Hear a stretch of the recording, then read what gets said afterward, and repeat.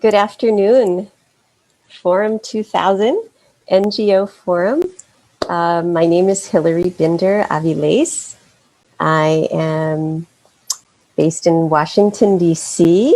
I'm just going to keep my chat open here. And I am very happy to be with you all today to talk about some really important issues for NGOs. I'll just give a short introduction. I am an NGO consultant. I've been working with NGOs for more than 30 years in building capacity. I have also started and been an executive director of NGOs, which I'm guessing many of you are. So I've also had that experience. I work now with NGOs in the United States and also through the U.S. Embassy Speakers Program, providing training and capacity building to NGOs around the world in all of the different things that NGOs need to be effective and sustainable in their work, whether that's helping the boards of directors, focusing on fundraising, how you manage people and sustain people, how you evaluate your programs. And I wish I was able to get to know all of you and hear about the work that you do. I just believe that NGOs play such a critical role in society all the time, and especially now during crises, with the whole range of work that you all do, helping human beings have what they need and live with dignity, which I think is what we're all about. And so I'm looking forward to sharing with you today some of my experience around the topic of how I'm going to share my screen now. Hopefully this will work. Okay, let me just go to, there we go. And just want to make sure I keep my chat open here.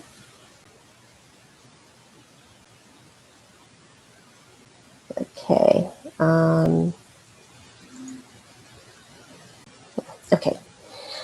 Okay, so our topic today is how to keep and support the motivation of employees and volunteers in NGOs. Okay, so I'm going to talk a little bit about just why this topic is important, then talk a little bit about, how do we begin to understand the motivations of employees and volunteers. If we're going to talk about sustaining them, we have to understand why people are motivated and inspired to work with NGOs. We're going to talk about some of the challenges to sustaining employees and volunteers, especially, generally, and then especially now during the pandemic. And then talk about some strategies to build on motivation and address the challenges. And I will share some of my experience with the work that I've been doing with NGOs around in this area. Okay. So I'm still not seeing the chat. I'm not sure why, but I will.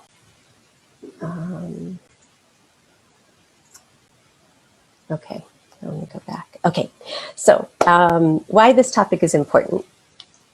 I really think, people are, well, let me talk first about just general, I think the elements of NGO sustainability. I always like to talk about this topic of staff and volunteers in the context of what are all the different things that an NGO needs to be sustainable. And so just, reminding ourselves of what all those things are, we really have to have a clear vision and mission and goals, right? If we don't know who we are, why we are, where we're going, right, we can't sustain ourselves. Often we have all of those things laid out in a strategic plan.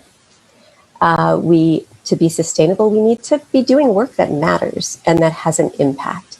So we need to have effective programs that address a community need, right, or a societal need, and be able to show that we're having an impact on that need. We need committed and skilled people. Those might be employees who are paid, they might be volunteers, they might be members if you're structured as a membership organization where people join.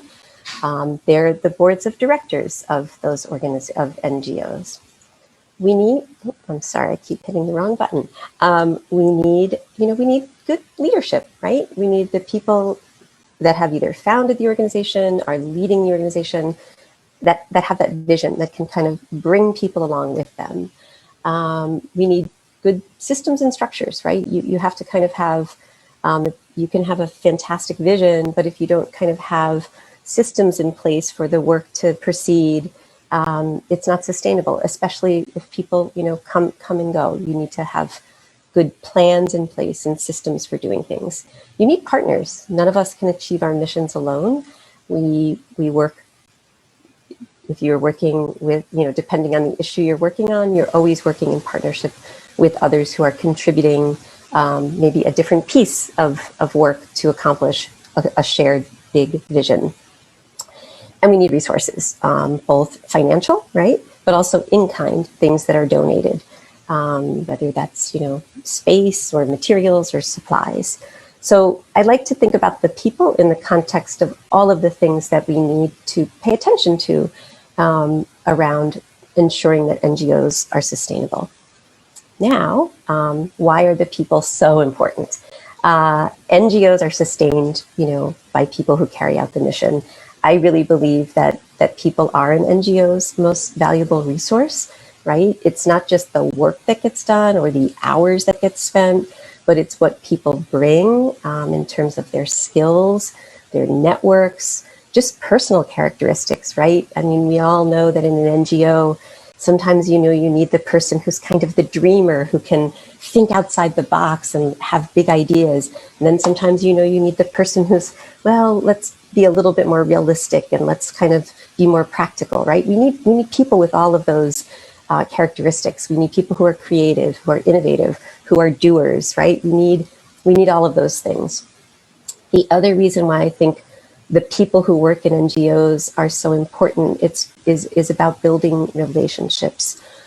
All of the work we do, whether you are working with people and advocating for the rights of people with disabilities, you're advocating or building affordable housing, you're helping people with employment, you're working with youth, right, in youth development.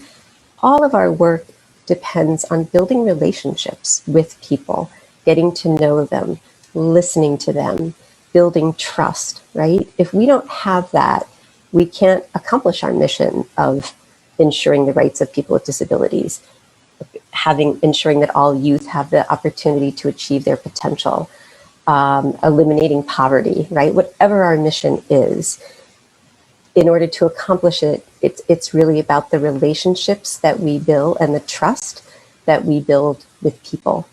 And so we do that, this is people work. This is people to people work.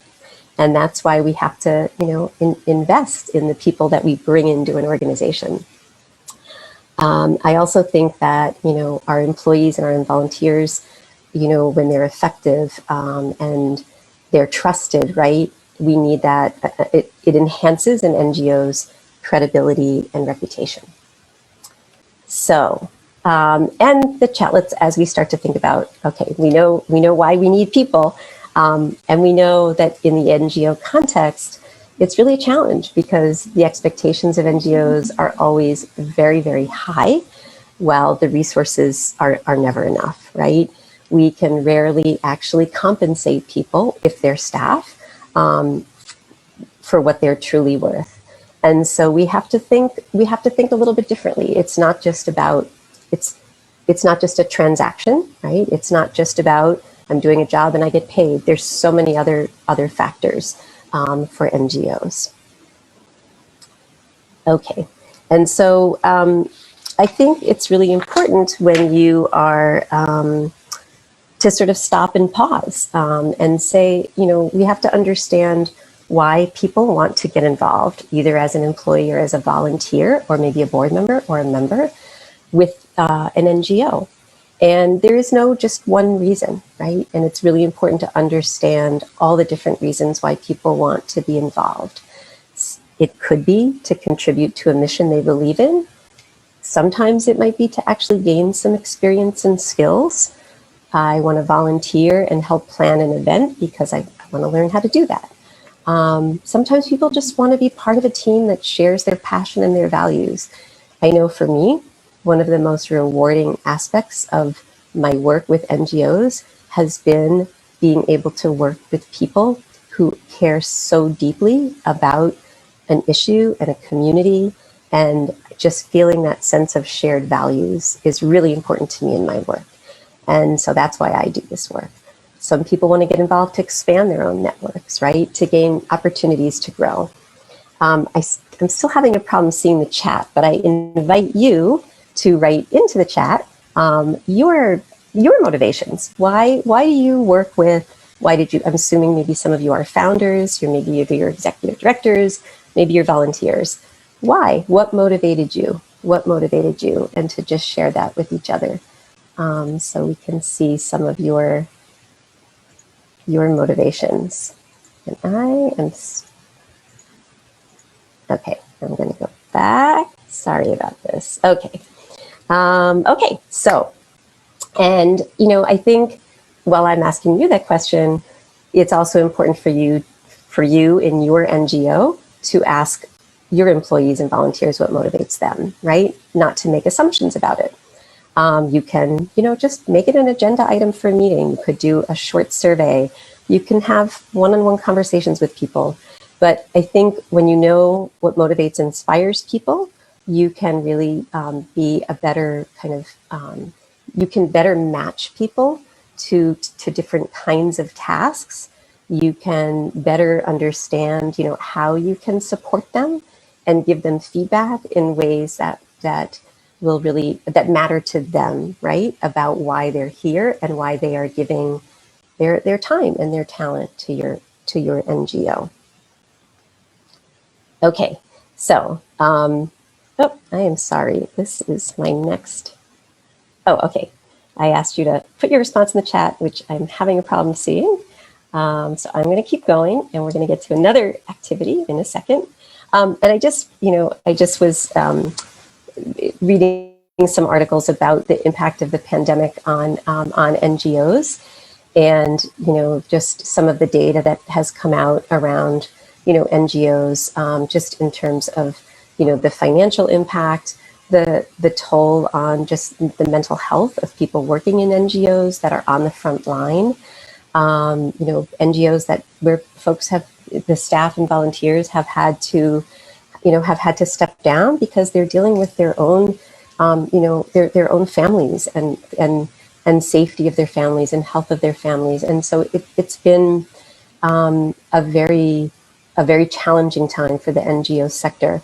Some NGOs have also, I think some funders, the people that fund NGOs, have responded very positively in terms of increasing their support. And I think there's been some data showing increases of donations for NGOs during this time. But we also know, and you also know, it's really also taking a toll on our, I think, just our ability to stay engaged and stay focused, and just our own, the well-being of the people who are, we are people who care about other people's well-being, right? We're always serving other people, but we have to remember that we who work in NGOs, we have our own needs and our own families and our own well-being to take care of. So I think now, and then there's just the impact of how we're trying to get our work done, right? I mean, some NGOs are still out on the front lines, right? Delivering meals, delivering, safety, early on in the pandemic, education, protective supplies. And then many of us are continuing our work from one room, right? Where we're trying to organize and advocate and ensure that that communities' needs are met. And, I'm sure you all this will all sound familiar to you, right? That, we are living in Zoom, and there's very little line between our work life and our life, right? I mean, I'm not leaving my house anymore to go to meetings and facilitate trainings. So I'm just doing them all the time from my room, right?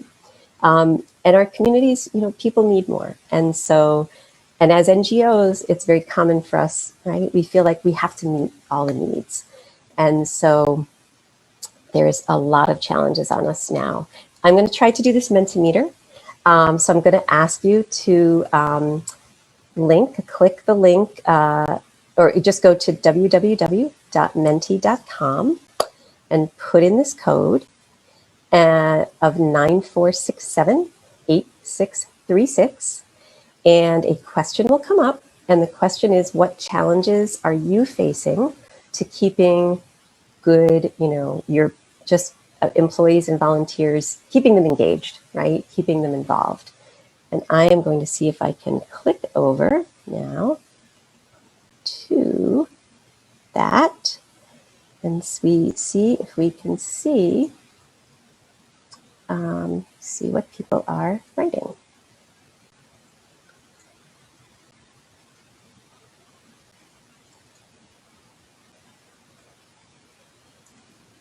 Okay. Hopefully, oh, there we go. Great. We are seeing some questions. Yep.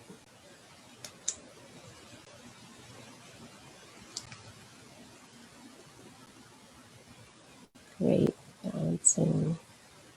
Balancing work and personal life, lack of financial resources.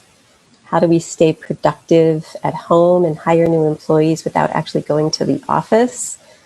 Great question. Lost small talk opportunities. Yes.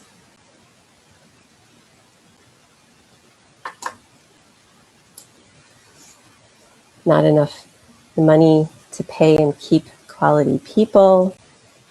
Stability. Great.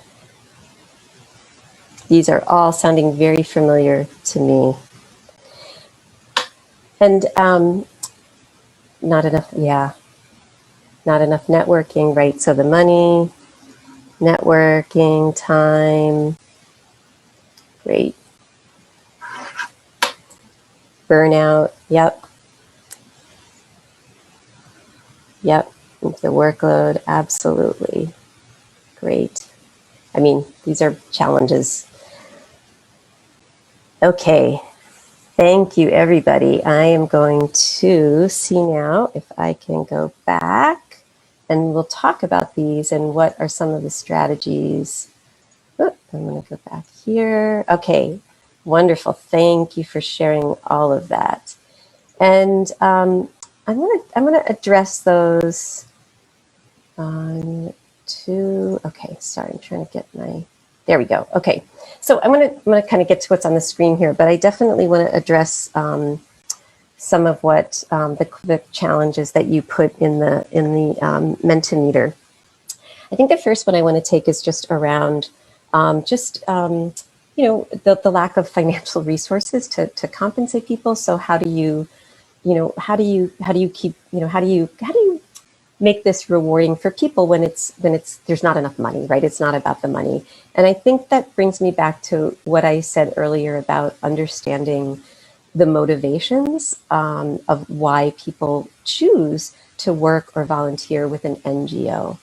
I've been doing this work again for years. I think all of you will know, earning a lot of money is not at the top of the list for people, right? If we wanted to earn a lot of money, we would choose a different sector. It's other motivations. It's the desire to make a difference, right? It's the desire to feel useful, right? And so if we can't reward people with money, then I think we have to increase the rewards for all of those other, the emotional parts of why we work for NGOs.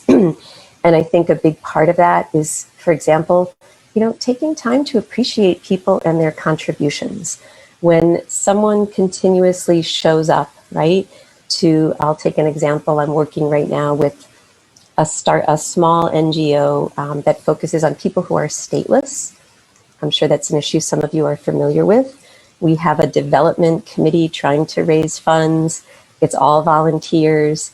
And several are people who are kind of new. They're just starting out their career in NGOs. They want to learn and they want to feel like they're making a difference. And so every time we meet, we take a little bit of time. We take maybe the first 20 minutes and I do like a little mini training so that, you know, what's a foundation? What's a community foundation?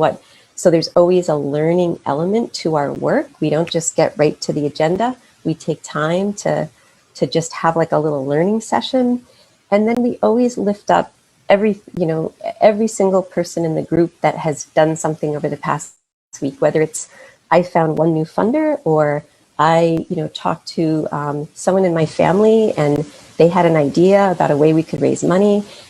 It's really valuing every contribution, big or small. And I think that that's sort of part of that like emotional reward and satisfaction that is just so important right now. I think valuing people's contributions. Something else that folks wrote, how do we balance, work? How do we balance work and life? And I think this is where the role of leadership is really important. I'm going to get to some of the points on this slide, actually, but I think the role of leadership is so important right now in setting that tone that it is okay to have time that is your work time and time that is your family and home time. And I think a lot of that is about, setting some modeling, right? I'm working with an organization where every time we have our staff meeting, the director of the organization, the first thing the person says is how many Zoom meetings they were on that day. Oh, I was on 12 Zoom meetings today. And I think that doesn't set a very good tone for some of the kind of newer and younger staff who are just coming in. Why? Well, because then it's everybody else thinks, well, oh my goodness, if I'm not in 12 Zoom meetings, I'm not doing my job. So it's, I think we have to set that tone, making it okay to not, I've seen more and more people put responses in their emails, right? If I send an email at 7 p.m., I have something in my email that says, I'm sending this email when it's convenient for me to send it. Please respond when it's convenient for you. I know people who are setting timers. If they're sending things out at night, schedule it to go in the morning, right? It is our personal choice. It's my choice when I want to get my work done. But I need to set an expectation that everyone, needs to have that balance. The other side of that, which I think a few of you also put, is, we also still have to hold each other accountable for getting our work done, right? So on the one hand, we need to, I think, have some space for people during this time and really acknowledge, that our staff and our volunteers, as much as the people we serve and help, are going through a hard time, and we need to give them the space to deal with family, to deal with health. And at the same time, we know that we're here to, we have to continue our work. Our communities need our work. We have funders that have funded us to do the work. We need it to continue. And so we still have to find ways, I think, to, while we're being understanding of each other, we're being really ensuring that we're still being accountable. And a lot of that is, I think, more frequent checking in around, how are you doing? Do you need support in meeting this deadline? Do you need, what support do you need? And just kind of checking in with each other to see, what support we need. So I just want to make sure I go through, I think, a few of these. I think I've kind of said most of this, but I really think, I think it's just really, really important right now, especially to, really model realistic expectations, to take time out to acknowledge the trauma and loss that our own employees and volunteers are experiencing.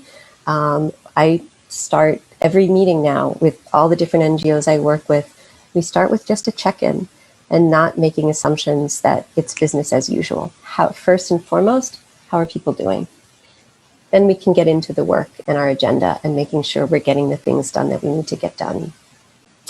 I think somebody also mentioned burnout.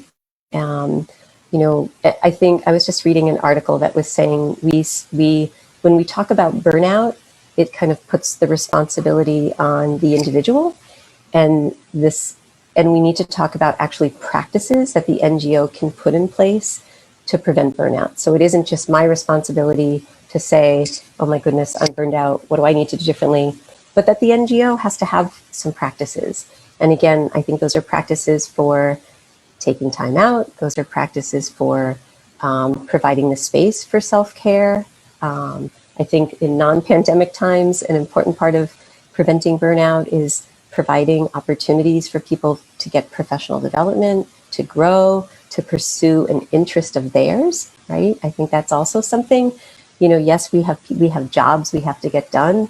I have a job description, you have a job description, but where is the space for me to explore something new, right? To try a new idea. That's a huge part of keeping people motivated. Valuing the contributions people make. I said this earlier, so often in NGOs, it's, I think this is where sometimes we can fall into a little bit of what I think happens sometimes more in the private sector, where it's like your output that's valued. And I think, how many hours did you work? And I think we really need to value the contributions people make. Maybe somebody worked less hours, but they were able to do this one really great thing. I built a new relationship with a new NGO that I think we can develop a partnership with, because so we have to value the contributions. Keep the darkness in and let the light in. And what do I mean by that? I think just also, this work is heavy. Our work is emotionally draining, especially this past year. And it's often emotionally draining because of the nature of the issues. NGOs are working on some of the issues that the rest of society just sometimes wants to ignore or put on or sweep under the rug, right? We're trying to deal with these things.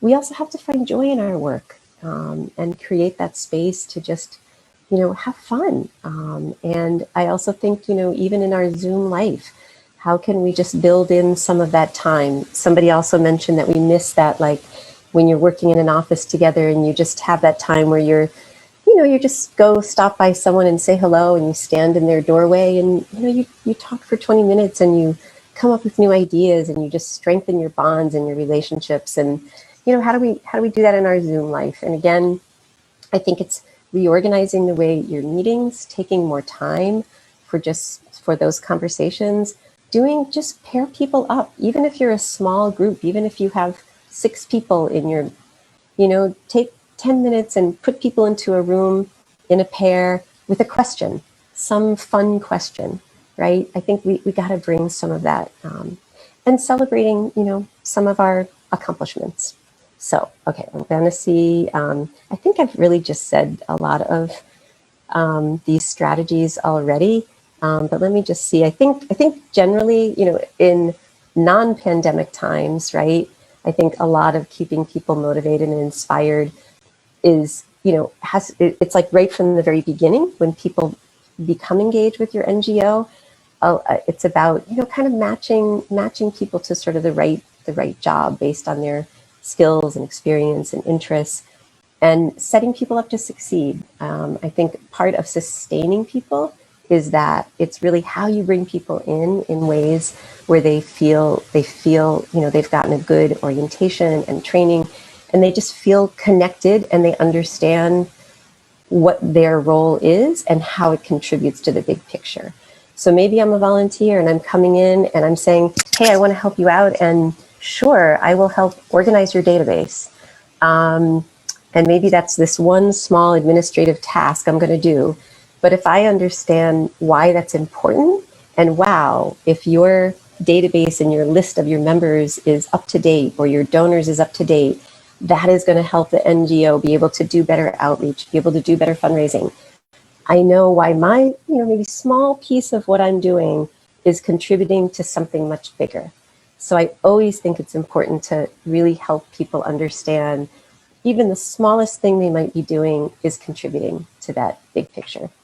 Good supervision and feedback. Any of you who manage people, right? That is not, some people have a natural talent and gift for managing people and, really bringing out the best in them. It's also something we can get training on. So I always recommend, some of us never plan to be supervisors, right? And we're first-time supervisors. Get support, get training, learn different techniques and skills for bringing out, the best in people. Again, practices that encourage self-care, a culture of appreciation.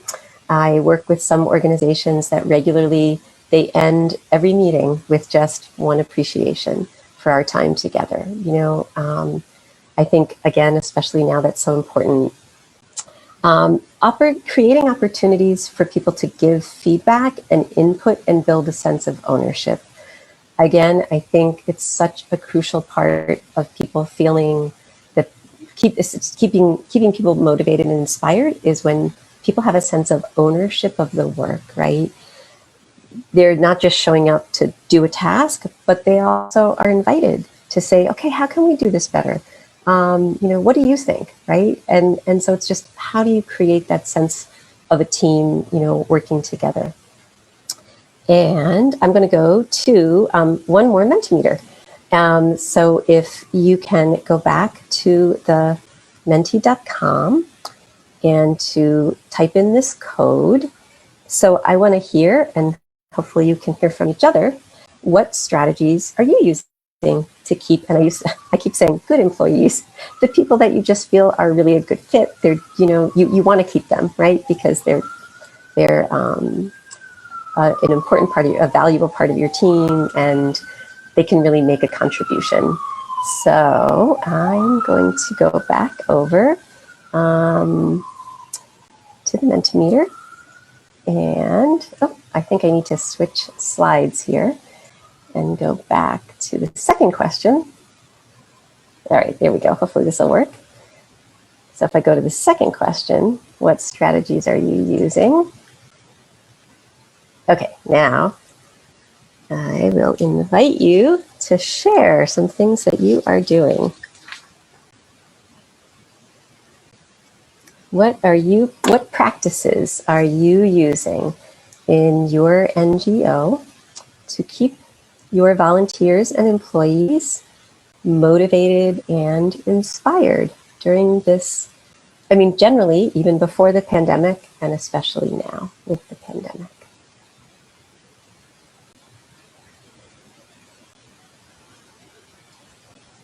All right.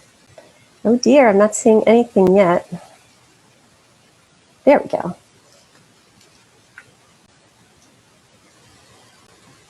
Okay.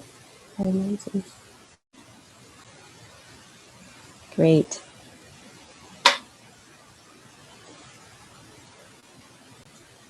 All right. Finances to support our employees and volunteers, to buy them quality trainings. Wonderful. I think, again, with volunteers, anything that, I think that's a fantastic use of resources is investing in their professional development, right? Because that's such an important part of often why people volunteer. We have, I ask for their opinion. I act plainly. I choose a friendly relationship, keep borders between job and home. Wonderful. Again, I think that asking for people's opinions is so important. I think it is our human nature to want to feel part of something, to want to feel valued, to want to feel that our ideas and opinions matter. And it's so important to create that space. Feedback with the leadership, adjusting the job agenda to develop and gain new skills. That's a wonderful idea. And again, I think in some ways, the pandemic has opened up some of those kinds of opportunities, right? Because it isn't business as usual. We're all having to change the way that we operate. We're having to change what we do and how we do it. And it's actually a really good time to, even with people that have been part of your NGO for many years, it's kind of a time to hit pause, right? And say, okay, what can we do differently? What do we want to do differently? So it's a great time to do that kind of, adjustment. Promoting values. And I'd love to hear more about that. And I think that's especially, again, it's almost, this time has forced us all to really step back and kind of question and say what matters most, right? What matters most about what we do and how we do it, and what are the core values that we want to hold on to. So thank you so much for these, and please continue. You can share more, and I'll when I provide this PowerPoint back to you, I will make sure that I share these ideas that you've shared. So I'm just going to go back to, I'm going to go back.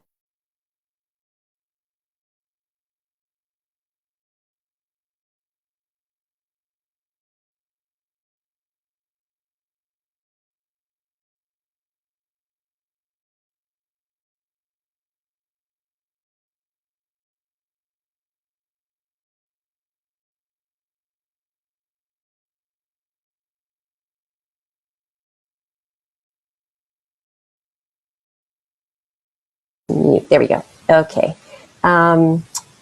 So, again, I think going back to, this question of, what's keeping people, this was really around, sorry, appreciation. I think this builds on some of the comments that folks made, but, I think we can't sort of underestimate how important it is right now to just show our appreciation for our employees and volunteers. And I mean, I think for some folks, just, that people are managing to still function and to still show up, given the enormous changes that we've had to go through, is something to just be celebrated. And so, again, find a way to always have something on your meeting agenda items that is related to appreciating each other. You can all, people also want to be appreciated in different ways, right? Some people want to be thanked. Some people, it's not that important. They just want to see the end result of what they've done. Some people want to, really, have some way, that they're getting, if we were in person again, a lunch, a little treat, a gift, a cup of coffee, a nice coffee mug, right? Like some little way to show that they're valued. But I think, I think it's also important to ask, and you can even do some kind of, little mini training, right, around that. Both how do I like to appreciate people and how do I want to be appreciated? Certificates, right? Some people want if they're trying to build their professional development and build their portfolio, their resume, having, a certificate. Maybe there's even one for this year. Congratulations, right? You completed a year of volunteering with our NGO during this time, like in this year.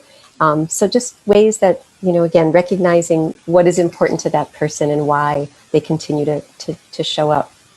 And I'm just going to share a quote, and this is from I actually asked this question of a colleague and friend who's an executive director of a youth arts. They do after school programming for youth who are from immigrant communities in theater as a way to use theater to sort of just tell stories and express, find their own way of expressing their lives and their realities. And this executive director said, keeping my employees and volunteers motivated means not just having some successes together, but also some failures together. We need to have accomplishments and wins to know we're making a difference, a successful performance of the children's work.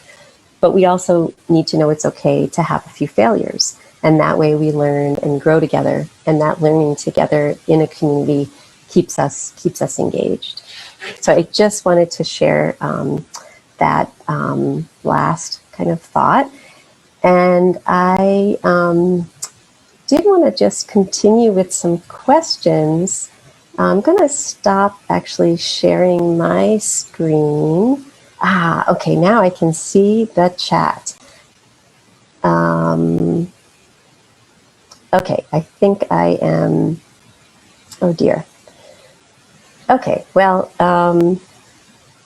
hopefully you were able to hear most of me. I think I was accidentally muted for just a few minutes. I would love to, if there are questions or just comments, actually. I am going to go to, okay, I'm going here to a question and answer, motivation, impact, and self-development in a more relaxed atmosphere compared to business. Oh, I think great. I think this was another strategy that somebody shared. And I am just going to see if anybody would like to offer a comment. It doesn't have to be a question. If someone wants to just share anything from your experience of, anything that we talked about today that resonates for you, an additional idea you have, we can, I'm trying to see if there's any hands. Feel free to raise your hand here. Sorry about that. Okay.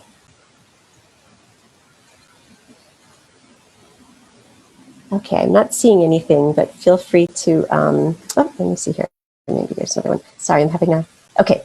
You mentioned some volunteers from minority backgrounds. Are there any specific or different measures we should use? Oh, that's a really, really good question.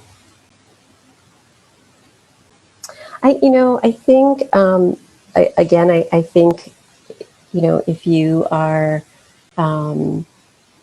so I'll give an example. So much of the work that I do in the U.S., a lot of the NGOs that I work with in the U.S. Work with refugee and immigrant communities and are advocating for the rights, and well-being and dignity of refugees and immigrants in the U.S. And so I work with one organization right now where people come from many different refugee and immigrant cultures and communities.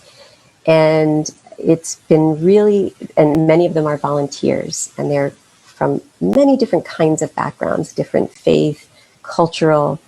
And it's been really important for us to, again, I keep going back to this, like, don't make assumptions, have the conversation. And so we have created time. We were realizing a couple of years ago that there were some conflicts that were coming up related to just miscommunication about some of the organization's work and priorities and how it was communicating to different communities. And we had to stop and say, we need to take time to actually talk about these things and how are they dealt with in all of the different cultures represented by this organization.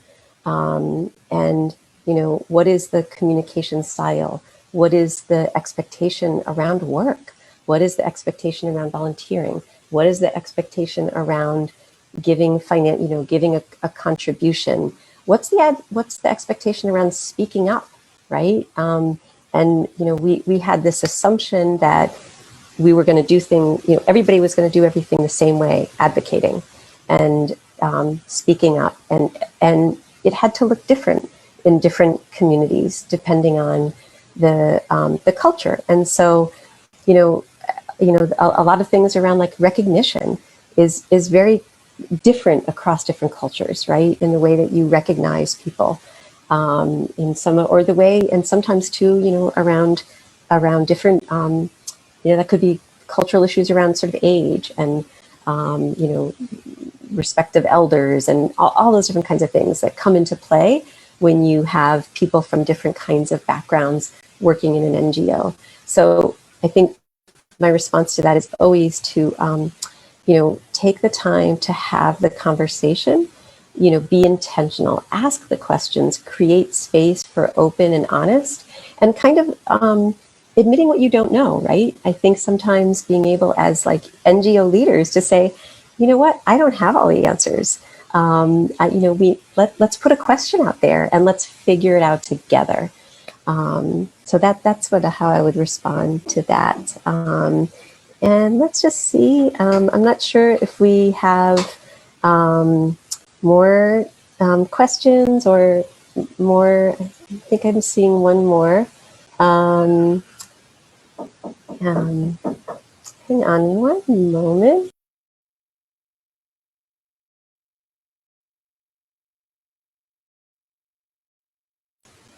Okay, I'm seeing, let's see, I'm seeing a couple more. Okay, one more question around, there are, let's see, there are many peer-to-peer organizations or organizations run just by students. However, when it comes to an exam period, their performance drops rapidly. Do you have any tips to highlight? Oh, that is a great question. Hang on one moment.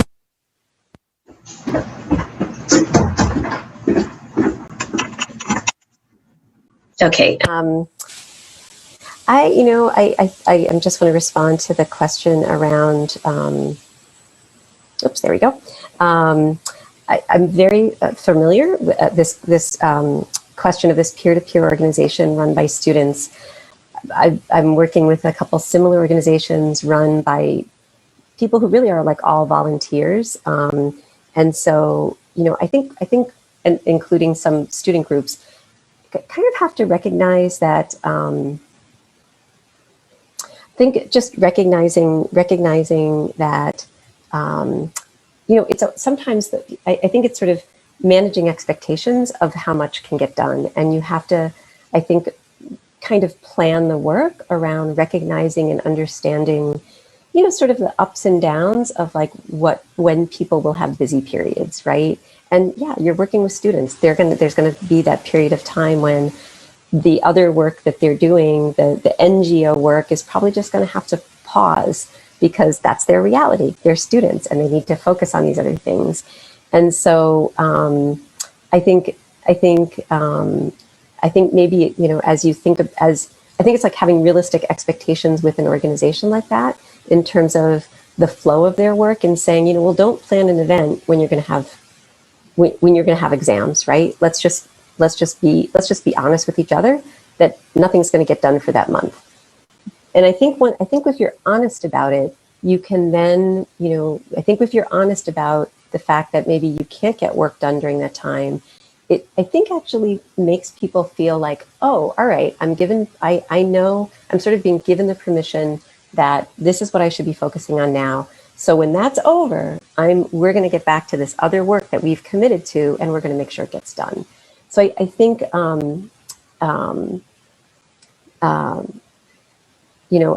I think when you have honest conversations with people about their own time and commitments, it actually really helps them be more accountable than if we were to just make an assumption that, they're going to have that same level of sort of output, all the time. I think having honest conversations goes a long way. I see one more here. I would like to ask you how we can work with volunteers in this time. When is the time of pandemic? Can you give some examples? Great question. I'm assuming we can go a little bit over time because we started late. So I'll take this one more question, I think, and then we can wrap up. So, I think it's been interesting. I've had some interesting experiences this past year with some of the NGOs I work with that have actually, for the first time, created volunteer programs during the pandemic. And two NGOs I work with were finding more people coming to them, not just students, some students, but also just in a couple cases, just people of all different ages who actually were looking, because of the pandemic and because of the isolation that they were experiencing, were actually reaching out for ways to get involved. And again, like kind of looking for a community, even if it's an online community right now. And so both of those organizations really spent some time saying, how can we create an experience that is meaningful for this volunteers that are coming to us, who are looking for connection and community during this time, and also ensure, that it's also, they're also being able to contribute to something that is meeting our needs. Because we all know, all of us in NGOs know, sometimes, right, volunteers take up more of our time than maybe they're contributing back to the organization. But I think we have to also think about part of our work is that sort of nurturing of people and bringing them into the sector, even if they don't stay with my NGO, right? If I am bringing volunteers in and helping them develop their skills and their commitment and their understanding of this NGO sector, it benefits all of us, right? And so I think, again, I'm thinking of this one example where this volunteer, where the volunteer is doing spending some time doing some research that's helping the organization. But we also said, what else is interesting to you? Is there a topic? Again, this was, I think I mentioned an organization that works with people who are stateless. Is there a research topic that's interesting to you? And we can help you find, we can kind of point you toward different places where you can do that research. So it's kind of a win-win. This volunteer we're helping this volunteer with some research that's interesting to her and she's excited about. And then in turn, she's doing some research for us that is really going to help this organization. So I think there's ways, I think there are ways to do it. It's very strange and odd. And I think someone put this in the previous, one of the Mentimeters. You might be in a position where you're hiring an employee, right, or a volunteer, you might be bringing in a volunteer or even hiring somebody who you've never met. And that's very strange, right? For us to sort of only know each other in this Zoom world. So again, I think because of that, we've got to just restructure the way that we typically do things, the way we organize meetings, to build in those times for connection and relationship building. And yes, maybe it's taking time away from all the other urgent, critical things that have to get done. But, we just have to, I think some of that can wait. And, I think we have to reprioritize sometimes and just say, what's really important now, what matters now? Because if we spend time on really nurturing the people that are in this sector and do this work, I think it's going to strengthen us, strengthen our sector over the long haul. Let's see. And I didn't mention, I know that there are many NGOs that are actually still doing work, actually live outside of Zoom in the community. I haven't, and that there's, certainly considerations. I think a lot of considerations for volunteers. I know some organizations, when people want to volunteer, I think there's just a whole other set of issues around sort of safety and protocols and around people volunteering, whether you're delivering meals or food, just kind of a whole set of precautions that you kind of have to make sure you have in place for people that are wanting to volunteer in that kind of frontline capacity. I see another question here about, do you think that volunteering is positively accepted by the U.S. society more than in other parts of the world? That's such an interesting question. It's again, I think it might look different. I think it looks different in different parts of the world from my experience in some of the NGOs that I've worked with around in different parts of the world. But I think the human desire to help each other is a human thing.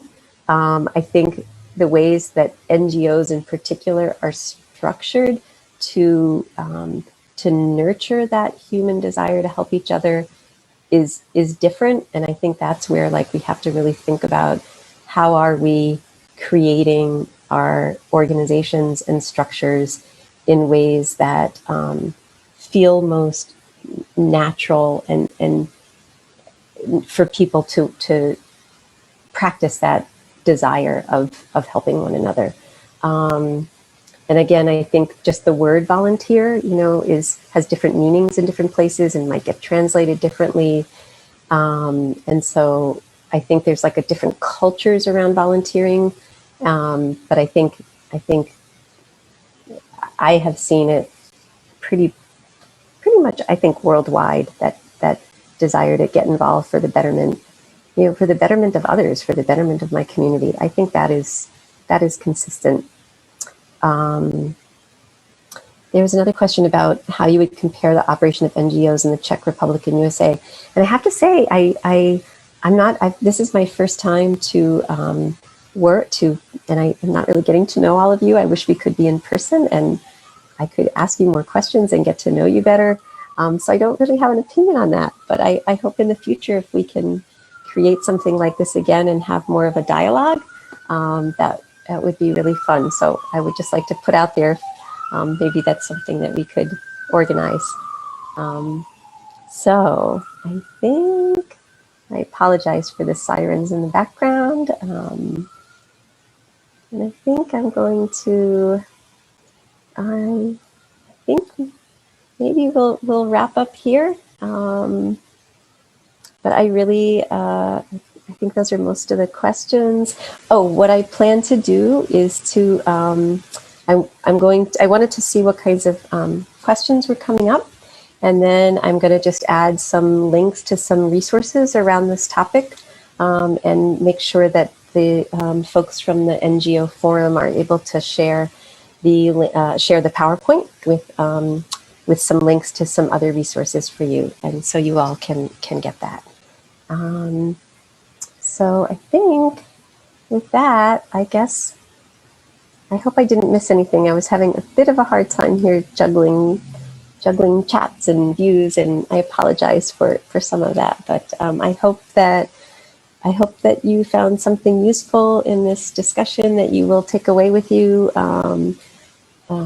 whether it's just a new idea, a new way of thinking about this topic, a new strategy, and I hope to, wonderful, they'll share the PowerPoint, and I hope perhaps we can organize something like this again. I'd be delighted to actually meet people face to face and learn more about the good and important work that you do for your communities. So I think with that, we'll end it. And thank you so much for having me. I really enjoyed speaking with you.